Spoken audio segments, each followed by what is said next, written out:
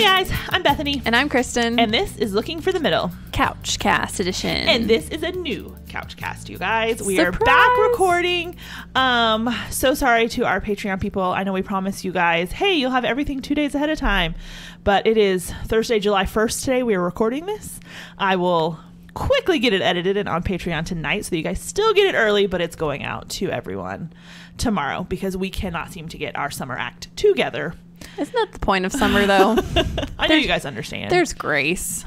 It's fine. Yeah, it's no biggie, but I did feel kind of bad when I was like, oh my word. Yes. It's July. Yes. And while we're here, we'll just give y'all a quick update. So we're doing all new CouchCasts in July.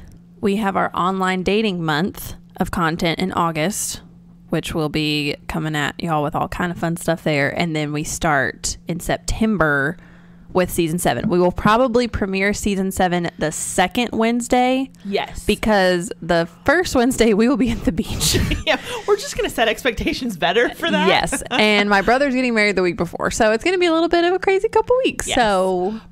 But. To make up for being a week late, kind of, I guess. Yeah. We actually, it's not really that we have a 2-part season premiere. But kind of. We kind of do, though. We're not going to tell you what we're talking about just yet. It won't be anything new or surprising to you guys at all. But there will be 2 full-length premiere episodes the first week. On Wednesday, one on Wednesday, one on Friday. So we're going to make it up to you. Come back with a bang. Yes, exactly. Okay, but for now, let's jump into our question for today's CouchCast. I'm out of practice. This is kind of weird. I know. I'm like, I feel like we haven't done this in so long. Gosh. Okay. So they write, hey, y'all, I appreciate y'all for providing your perspectives on dating relationship. Thank you. Sweet. So sweet. What do y'all think are some of the most attractive qualities that a guy can have outside of a love of Jesus, as that goes without saying? Okay. You said qualities, right? Qualities. So we're not talking about other things? Like features? Features, yes. Yeah, okay. I think we differentiate. I mean, because features are so... It's so subjective. Yes, exactly. True. Like features you like may not be features I like. True. Or what they like. It's okay, you can't be right about everything. I know. Golly. I've heard that once or twice before. I'm joking. Oh, dear. Okay. So, yeah, quality. So, I'm thinking like character, personality. Yeah. Wiring. I don't know. Kind of stuff like that. What's the first thing that comes to your mind? Confidence. Same. Yeah. But... Ooh, hey, at the end, we should come back around and talk about some things that are instant, like turn-offs. Oh, that's a good idea. Because what I was going to say is confidence is hands down, like, number 2 is like a distant second. Oh, for sure. But cockiness and arrogance is also one of the quickest turn-offs. Yeah. Well, cockiness isn't always. I'll be real honest. It's arrogance like confidence, but if you've got cockiness, this playful arrogance. Cockiness... Yeah. Oh, I'm done. I'm a goner every time, and should learn from that because it normally turns into arrogance, but I just really like it. Like, can you say that again and wink at me at the end? Exactly. Like one of those things. Oh my gosh. Yeah. Oh my goodness. Confidence is by far. And I think that is one thing I will say is pretty universal. Like some of the things we talk about today may be kind of subjective, but I don't think I've ever heard of a girl say, oh, I don't really care if a guy's confident or not. Like, yeah, and I bet, I don't know what all we're going to talk about the rest of this, but I bet most of them trickle down from confidence. I think that's probably why it's the top one for a lot of girls is because you're not, I know some for me, I like a guy who's assertive, who takes initiative, who is a good decision maker.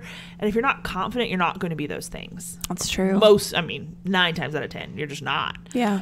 And so you can't really have those without confidence. And so it encompasses a lot. That's very true. That's a good point. Yeah, because when I started thinking about, like, we knew we were going to pull this question for today. So we were kind of thinking, okay, what do we want to talk about? And one of the first things that came to my mind was the ability to, like, converse well with other people, particularly people not just with you. Yeah. And particularly people who are important to me. Like, when I'm bringing you to meet people who are close to me, I want you to be able to articulate yourself well and to engage and to ask questions and to, be the way you are with me when you're with them. And I was actually I had lunch with one of my mentors the other day, and she was talking about this guy I used to date that she met. Mm-hmm. And she was like, it was like pulling teeth trying to talk to him, Kristen. And I was trying to be optimistic, and I was trying to be, a good sport. But I was like, I literally remember being frustrated. I do, after that conversation. Because, like, why didn't you talk to her like you talked to me? Like, this is so frustrating. And so when a guy can just walk into a conversation and be like, hey, how are you? And what do you do? And, oh, that's so cool. And how do you know Kristen? And, and just, or I'm not having to hold his hand. Yeah. It's so attractive. Oh, it totally is. And you have to be confident to do that, too. Exactly. So, yeah, that is a very... Well, and it goes with someone who leads well, too. Mm-hmm. Because in order to lead well, they've actually been talking about this at our church lately. The pastor's been kind of speaking on biblical masculinity and what that looks like, and it's been so enlightening, challenging even, of like, oh, okay, well, is this person I'm seeing or that person I'm thinking about going out with or whatever, do they match up to these things? But one of the things he talked about was biblical masculinity is someone who leads well, but then also someone who takes risk. And I never really thought about that, but in order to take risk, you have to be confident. And I'm not entirely talking about confidence in himself. I think a confidence in the Lord is very attractive. My pastor was saying the other day, I'm quoting him, quoting someone else, but I don't remember who he was quoting, but he was talking about that we can take risk because we serve a God who doesn't. And that if you are you were put in a position where taking a risk and stepping out is in front of you, it's because God put you there.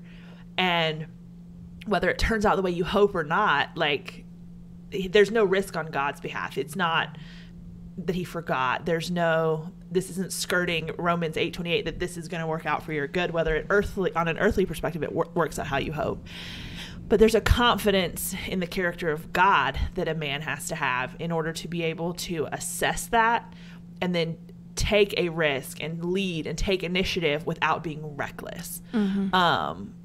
I love it when a guy is carefree, but I don't like it when he's careless. Yes, and that's a very different thing. It is. So yeah, I think confidence is far-reaching. So let's talk about some of those other things, like some of the specific things that maybe that translates into that are very attractive as well. Yeah. So one thing, you and I have talked about this a lot, but like decisiveness is super attractive, and like being able to make a decision in all areas of like not just the relationship, but like, can you make a decision in your professional life? Can you make decisions in your, friendships?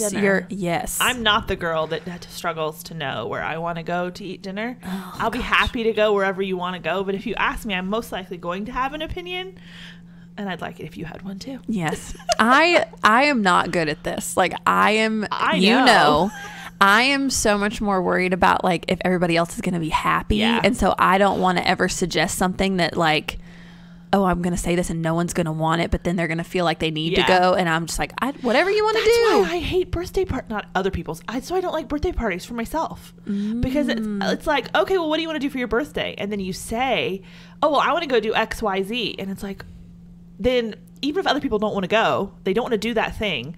Well, it's your birthday and they have to come. Right. But they don't really want to be doing it. And they're spending money for whatever it is. And then I'm just like, I feel bad. And I don't like it. Yeah. But I'm with you.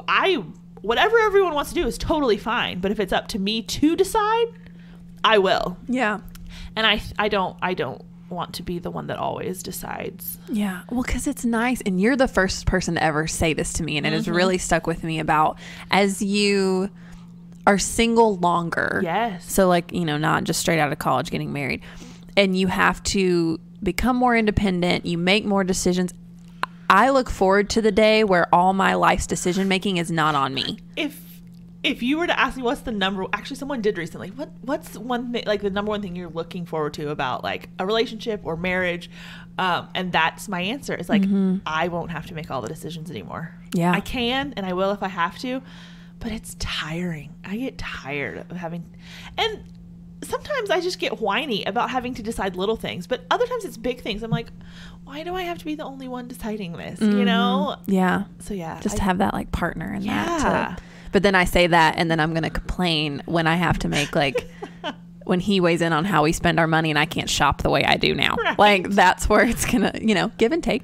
Yeah. Compromise of being in a relationship. I'll come back and listen to this episode and be like, if you only knew, Kristen from 2021. Right. No.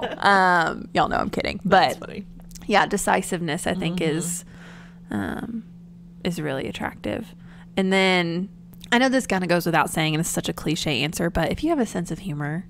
Totally. I mean, and I think this is one though that can kind of be subjective because your sense of humor is going to be different. So like my family and friends are very fluent in sarcasm. Oh, yes. Okay. So if you can roll with those punches, oh my word, I'm just smitten. If you don't handle sarcasm well, we're not going to probably be super compatible. But that's just really when you can tease me, make fun of me about stuff within reason, obviously. Yeah. But like, oh, I love a guy who will jump in and roast you pretty quick. For sure. Oh, it's and even more like, so on. when it's like in front of like your friends or your family or whatever. It's really cute. It's so endearing. And it is. Maybe it's not that way for everyone. Yeah, but it is for that's how I show affection. Yeah. If I'm nice to you after about 3 dates, probably means I'm not really into it. That's a great I'm point. gonna tip my hand there a little bit. If I'm not making fun of you by the 3rd date, there won't be a 4th. No, probably not. Yes. But yeah, sense of humor, whatever that looks like, just someone who is fun, will make you laugh, you know. Well, and I've almost found in my experience, because I used to say I wanted to date someone who had a similar sense of humor. And I think there's something about when you're dating someone and you think all the same things are funny. But I have also found, like, if you're thinking about a guy that you're interested in, you're like, oh, but we don't have the same sense of humor at all. Does he like to laugh at whatever? Like, that's almost more important to me than do we have the same sense of humor. Because if he likes to laugh and he has a good personality that is carefree and kind of goofy and whatever, okay, well then you can find things together to laugh at. You can create those things, but you may not like any of the same movie or TV comedy things. Does that make sense? That makes sense. Now, if someone likes The Office, that like immediately like gives them some major street cred. You have moved into official future husband material for Bethany. Sure. If you like The Office, you're gonna have to at least watch some of it before we get engaged. Oh, for sure, definitely. As long as you don't hate it, we'll move on. Now, if you hate it, we might have to have some discussions. Premarital counseling will start earlier. Right. Another one that I find really attractive, and I think I probably find it maybe more attractive than most, or no, I won't say most, than some girls, because I struggle with this maybe more than most girls do. I'm the anomaly somewhat, is I really, really appreciate it when a guy is clear and can articulate, I was going to say his intentions, but that's not really like his feelings, like what he's thinking. What I don't mean like he can articulate his intentions and we have a DTR every other day. Like that's a heavy word, but someone who makes it clear that they like you. I rarely will lead out in that area. I am not a very emotionally expressive person naturally. And so that's not something that I really like this guy and he's gonna know about it. I wait for him to do that. Or if it's like, I'm not gonna make plans, I will not ask a guy, hey, I've got tickets for real to this like immersive Van Gogh experience that's going on downtown bougie in like August. I am so excited. You like go sit in the stand and they like project, you're basically like in the paintings, like they're projected and moving like on the. Whoa, it looks so cool. That sounds very cool. Yes. So anyway, different. I have tickets in August for that, but if I started dating a guy like right now, I would not mention that, I have this, we should go. Like I'd be like, oh my word, like what if he's not thinking that, what if he's not there yet? I'm not going to say anything about it. And so if a guy leads in that and says, hey, I really like you, and maybe he makes plans further down the road, well, I feel more comfortable. And I'll follow that in a heartbeat, but I don't put myself out there first. So that's something that's really, really attractive to me. Now, I know I need to work on my side of it. I need to be better at that. And I do work at it, but I'm also self-aware enough to know that I'm not the best at it. And so it's really helpful when someone else does that. It is. It's just really reassuring. It is. And it doesn't even have to be anything like super big and serious for him to make his feelings clear. Like you said, just say like, hey, I really like you. Like, you're like, okay. I really like you too. Like thinking, future plans that aren't just like, oh, next weekend, to be like, hey, I've got, this in a couple months, or I've got this or whatever. Hey, next weekend, let's go do this. And so it's not Thursday and I'm going, I wonder if we're going to do something this weekend. Mm-hmm. That's another thing I will say too. When you're in that dating stage, you're not really in a relationship, you're just kind of dating. I will look for him to take that kind of speaks to your feelings too, of you take the effort. Like, we want to be pursued a little. Oh yeah. And it's not this lifelong, I'm never going to plan anything and you have to do all the work for the rest of our lives after we get married, whatever. That's not what I'm saying. But until you're like in a solid relationship after a few months might be a stretch. Like, there should be some pursuit there. Oh, I agree. And I'm looking for you to plan, suggest most things at the beginning. Yes, I would agree. Good, bad, or indifferent. Yes. The last thing, I have one last thing. Okay. And then if you have one more, we can go, or we can go to the quick little negatives. Okay, I do have, Okay. The last thing that came to my mind was, let me tell y'all how I explained it first, and then I'll tell you the word Bethany gave me for it. So I don't even remember what this is. I like when a guy makes it clear. I do remember. To other people in public that I'm with him. Yeah. And I was like, I don't know what the word for that is. And Bethany goes, territorial? And I was like, well, that sounds weird. She's like, possessive. I'm like, yes, like cute possessive, not like psychopath possessive. Also on the other side, like cute jealous. Oh my gosh.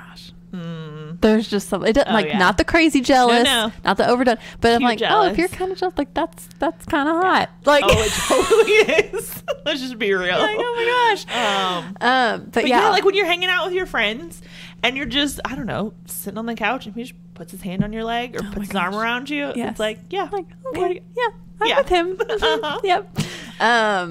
Yep.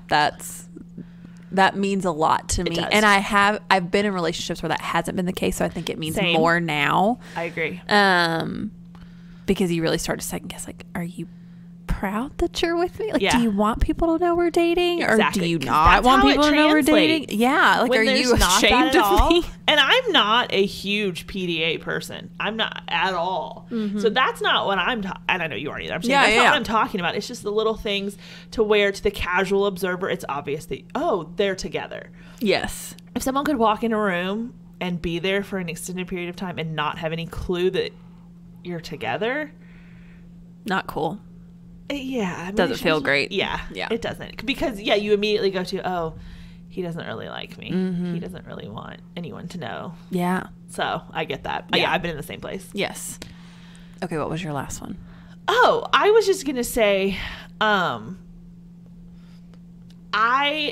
find it really attractive when a guy, maybe this is kindness, maybe this is just caring, maybe it's attentiveness, but when he takes interest in the things you're interested in, and I don't mean he goes and becomes an expert in whatever this podcasting, I'm interested in that, like, but when he asks how it's going, when he takes an interest in things I'm interested in solely because I'm interested in them, not because he already had the same interest. And then, I mean, it's a give and take. You do the same. Like, there's plenty of things when you're dating someone, you're like, oh, tell me about such and such, and if you were on your own, you could care less, but you care because he's interested in it and you care about that person. And so when a guy shows that, that's really attractive. Yeah. He cares because he cares about you. Exactly. Yeah, exactly. So, okay. Do you want to flip the script then and do the rapid fire real quick? What are some things that are like total turn off? So arrogance is for sure one. Someone who just agrees with me all the time. Yes. and which is funny that I don't like that because I'm such a like peacemaker. But yeah, I'm like, don't just be my yes man. Yep.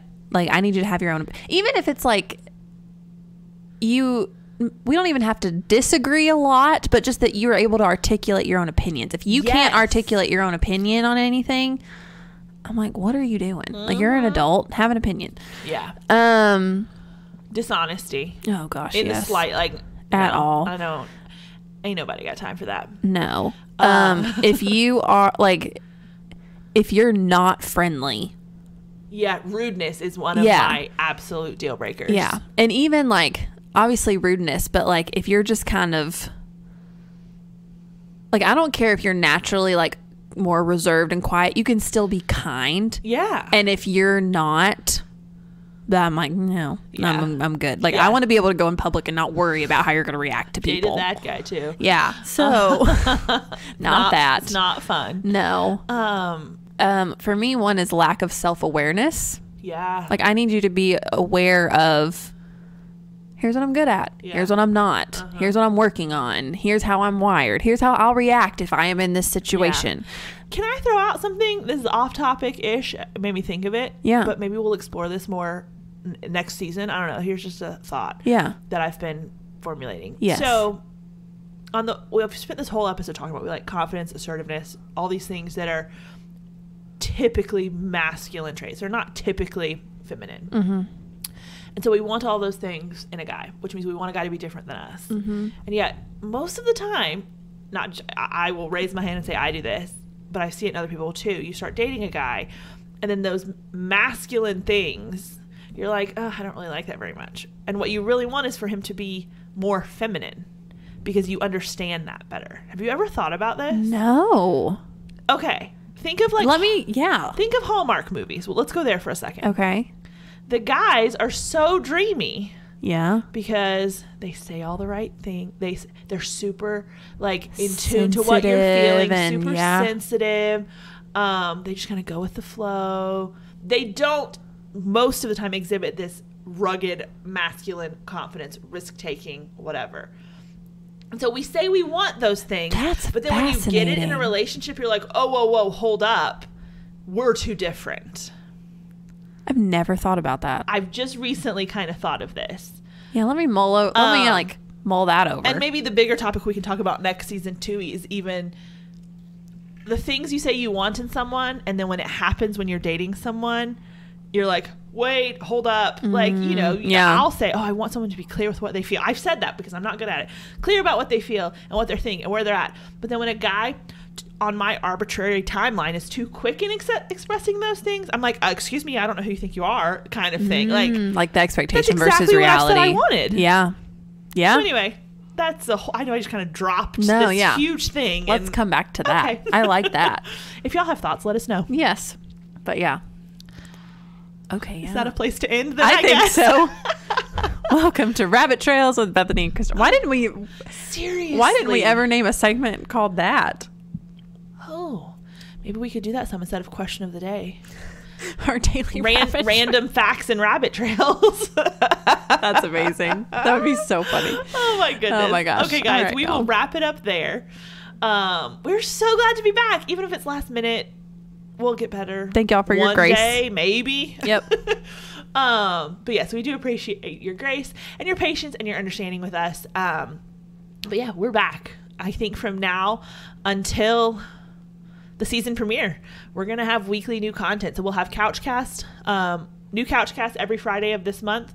And then we will be moving into our August online dating extravaganza, let's call it. Woo. I don't know. We're going to start with our first intro episode into that is going to be 10 things to know about online dating before you get started. Mm-hmm.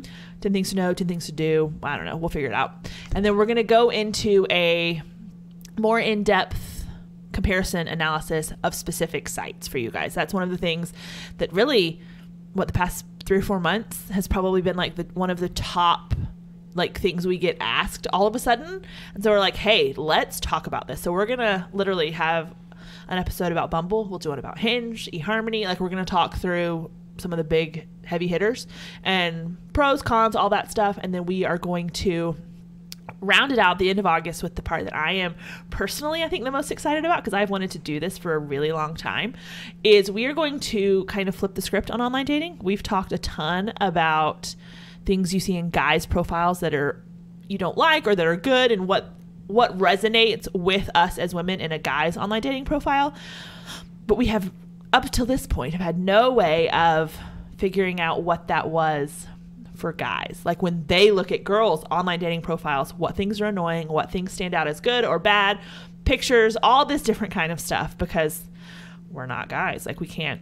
I've toyed with the idea of signing up on a dating site, totally dummy profile as a guy, not actually talk to anyone. I'm not talking about catfishing, solely for the purpose of researching what is on girls' profiles to see how we could maybe improve that and talk to you guys. So we have found a way to make that work. We have at least one guy. Hopefully maybe we can wrangle some more.